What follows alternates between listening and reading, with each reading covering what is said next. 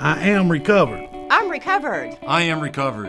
I am recovered. I am recovered. Robb Kelly Recovery Group is a different kind of addiction recovery company. We offer an exclusive one-on-one personal addiction recovery program from our offices in the Park Cities. Satisfaction is guaranteed. Call us today to stop the suffering. Hi, my name is Dr. Robb Kelly. I'm a recovered alcoholic. I'm the CEO and founder here at Robb Kelly Recovery Group.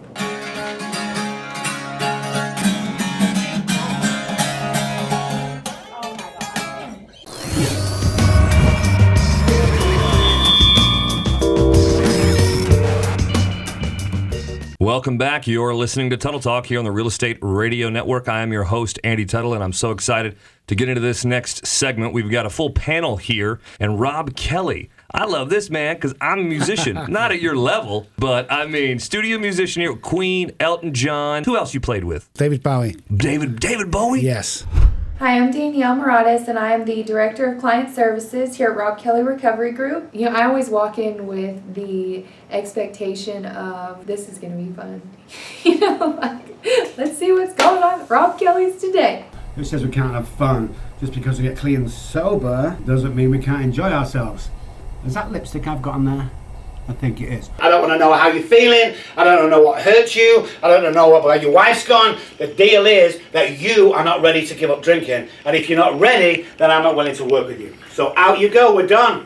Got Dr. Kelly's coffee cup. I've got my bottle of water because I have a raging headache today. But I have on my twirly skirt. Hey y'all, it is Claire Frazier and I am the Marketing Director for Robb Kelly Recovery Group. Why do you wear scrubs? I wear scrubs because, and this is one of the biggest secrets in the industry, I wear scrubs because I always dreamt that one day I would have a job where I could go to work every day in my pajamas. I kid you not. Lost your kids, lost your wife, lost your house and car, your reputation, almost your life. I'll tell you what's going on with you. You're an alcoholic that needs help. Well, you do say you're the best. I am the best in the world, by bar none. I mean, I know my stuff, I'm passionate, and yes, I'm cocky. I have a money-back guarantee for anybody that we take on if they drink or use again. Nobody else does that. Nobody else does that. You drink or drink again, I'll give you a full refund, and then some. I guarantee, and we guarantee, that you'll fully recover from your disease and go on to lead an amazing life. Money back guarantee, the only one in the world. I'm hated by a lot of people out there because of what I do, because part of it is I tell you the truth. I'm telling you what other people are thinking. That's the difference. And somebody needs the courage to stand up in the addiction world where the medical fraternity is still baffled with this disease and tell it how it is. And not only have the professional qualifications behind you, but having gone through, lived this and survived it. So yeah, we've got critics out there. What I say to them is don't criticize what you don't know. My statistics speak for themselves. They're available on record. I don't care what you need to look at. They're all there. It's very, very high. It's in a 98% success rate, unheard of in this industry. But we're not playing games. We're not playing games. We treat this with a passion and a vengeance, aggressively, and we make sure that you realize what you need to hear. Where the fuck are you going to work? Who's going to employ you? I don't know if you know what side your bread is buttered on, but what I'm asking is a fucking commitment of 100%. Especially in front of your team. Exactly. All right, buddy. Come on. I don't even want to shake hands. I think the reason why they call me the Gordon Ramsay of the addiction world is because I get so passionate and I get slightly loud and aggressive when I'm talking to the disease. But it's just that I have so much passion in what I do. I don't know who Gordon Ramsay is. I'm not going to sugarcoat anything. You're going to fucking die. Now, that in mind, and their life is in a fucking shitstorm right now, what are you prepared to do about it? Convince me that I should waste my time working with you. Because right now, I'm not convinced. I'm 2 seconds away from throwing you out of my fucking office, period. I don't know whether it's arrogance. Some people call it arrogance. Some people call it cocky. I've got to be honest with you. I think it's passionate, but I can see where they get the idea from. One of a kind, unique, aggressive. He is out of the box. He is all over the place, but he has so much courage. He has so much determination and passion for what he does. But he's a no-nonsense kind of guy. Lost your kids, lost your wife, lost your house and car, your reputation, almost your life. I'll tell you what's going on with you. You're an alcoholic that needs help, or an addict that needs help, and we have the way out. Dr. Kelly is a no bullshit type of person, you know, and when it comes to this disease, it's like drug addicts, alcoholics, we need to be told the real deal. He speaks the truth. It comes straight from the heart, but it is simply just the facts of what this disease is. And there's just no bullshit behind it. There's no sugarcoating it. We don't have rainbows and butterflies over here, because that's not what the disease is. Are you at that place where you want help? Because if you are, call me. But do me a favor, if you're not, don't call me, because we're not interested unless you want to get well. You don't think I can do it? Call me. Hi, everybody. Thanks so much for joining us. Hope you had a great week. I've treated a lot of celebrities. I can't really tell you the names because I promised that I wouldn't, because one of our clauses is confidentiality, obviously. But they're household names from the big pop star, rock star, TV star, movie star. We always say we've treated soccer stars and soccer moms. It doesn't make a difference what walk of life you come from. We had a celebrity come to us, huge pop star, and father and minder came, and we arranged to meet after her, that's a little clue guys, her concert in Dallas, and we closed the restaurant off.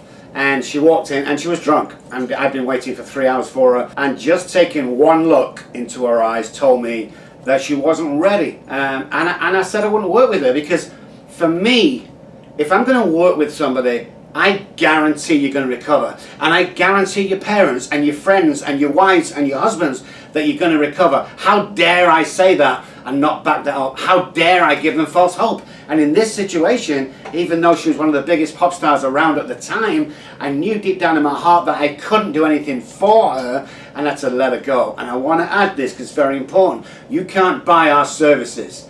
The father of the pop star offered me $1 million check on there, blank check. I'll write you $1 million, Rob. Please do not go. And I walked past him. I looked him straight in the eye, and I says, I can't help you. And a few days later, there was very bad trouble with this lady. Because I'm looking in your eyes now, and I'm looking at a dead man.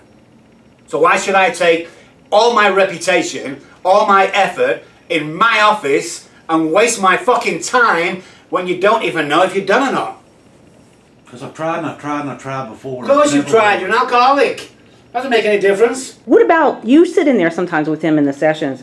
What about when he throws people out or cussing at them and stuff? What about that? Love it. I love it. I love Dr. Kelly's tactic on how he handles people, because people think that I'm like a nice person, you know, and I am. But like when I see him do it, then I walk out of here secretly, and he doesn't know this, and I'm like, oh yeah, I got some of that Robb Kelly in me. I'm about to go in this meeting and tell everybody what it really is. Guys, Talking Sober is the name of the show. We're here every Saturday from 11 till 12, bringing you all the fun facts and everything else, the sad stories, who's in the news, who's not in the news, and we'll be back next week. Guys, I lost my family over this disease. I lost a wife, I lost children, I lost my mum and dad, I lost sisters and brothers, I lost friends, I lost everybody, and I ended up on the streets homeless.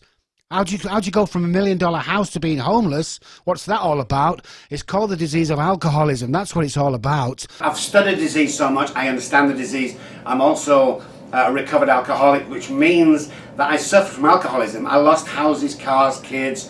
I was living homeless. I've studied the disease. I mean, the medical fraternity are still baffled with alcoholism, but I made it my subject to find out everything I need to know about alcoholism, and I have past experience. I'd be searching for alcohol, I'd rob and beat other people for alcohol, my disease was rife. But here was my aha moment. I was shivering outside a liquor store one morning back in England, and I had my $10 or £10 in my hands. The door opened, I walked in, I was just craving for a drink. I handed the shopkeeper the $10 or £10, and he put the bottle of vodka onto the counter, and I grabbed the bottle of vodka, and this was my reaction. It was then I realized it wasn't the alcohol, it was me. Because I felt this euphoria over me that was phenomenal, and all my cares went away just for holding the bottle. So I knew it was something deeper than the alcohol being in my system. How did an Oxford educated PhD end up homeless? Alcoholism took its toll. I mean, first of all, I drink every day, and then every evening, then I drink every day. And then it got to the point where I got married. I thought that would stop it, and it didn't. And then I thought if we had a first child, that would stop it, and it didn't. And the second child came along, and I'd kept sober for a week, and then I would always go back and always go back. For 10 years, a period of 10 years, I struggled to stop and start and stop and start. And it just got crazy. And I did some crazy things that I'm not proud of today. I'm not ashamed of, because it was my disease, and I was in my disease whilst I was doing that. The beating of my wife, the hurting people. And it got to a certain point that people just started to turn their backs. My wife walked out, the mortgage didn't get paid, they repossessed that. I got back to my mum and dad. They kicked me after a few days when they found out how rife my alcoholism was. I went from there to friends, from friends to colleagues, from colleagues to acquaintances. Every single one of them saw the rampant of my disease of drinking every day, and they threw me out. And hence, for the first time in my life, I remember sat there and thinking, I'm homeless. What the hell just happened? You know, a couple of months ago, if not a year ago, I'm sure I had almost $500,000 in the bank. And all of a sudden now I've lost my $1 million house, my Porsches, my Bentleys, my wife, my driver, my kids. I've lost everything, and I'm sat there thinking, what the hell just happened? I was walking, I'd been homeless for like 7 or 8 months, and I had no shoes on my feet, so when I stole my shoes, I had no alcohol in me, I was shaking, and I dropped on my hands and knees. And I started to cry, and I started to cry from my stomach. I don't know whether you know what I mean, it was from here. It wasn't just a cry, it was a sob. It was hurting my stomach to cry. Now, here's one of them aha moments again. I wasn't crying because I'd lost my millions of dollars, because I'd lost my wife or my kids. I was a very bad father, or my family, mum and dad. I was crying because the first time in my life I realized that I couldn't stop drinking alcohol. And that's what made me cry. I was petrified and needed help. If you don't do this deal, you're gonna die. And I'm not afraid to say that, because you know, I know the stages of alcoholism, and I know that once you get to that chronic alcoholism, you've tried everything in the world, then if you don't get it sorted out and you don't come to somebody like me, then you're gonna die. It's gonna take your life, period. There's no question about that.